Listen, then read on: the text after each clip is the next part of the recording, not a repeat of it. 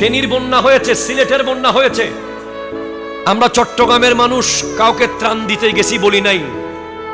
আমার কাছে বিপদ আসলে তারাও আসবে একদিন, কিন্তু আমরা টনে টনে মনে মনে ট্রাকে ট্রাকে পানির বোতল নিয়ে আমার মুসলমান ভাই বলেন, হিন্দু বলেন, বৌদ্ধ বলেন, খ্রিস্টান বলেন, মানুষের পাশে আমরা দাঁড়িয়েছি।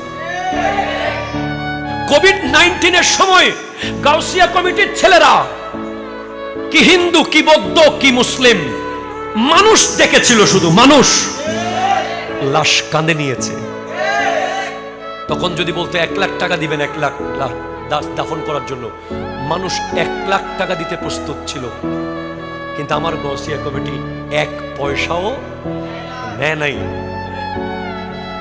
পার্থক্য বুঝেন। 2 লিটার পানির দাম যদি 600 টাকা হয়, একটা লাশ দাফন করার দাম 6 লাখ টাকা হওয়ার কথা। मगर सोहबत में फर्क है। যে 1 পয়সা যারা লাশ দাফন করেছে, যে বিনা টাকায় রক্ত দিয়েছে, যে বিনা পয়সায় অক্সিজেন সার্ভিস দিয়েছে, যে রাতে 3টা বাজে রোগী নিয়ে হাসপাতালে গেছে, বুঝবেন তার বাপ আল্লাহওয়ালা, তার মা আল্লাহওয়ালা, তার পরিবারের মধ্যে আল্লাহ এবং রাসূলের চর্চা আছে।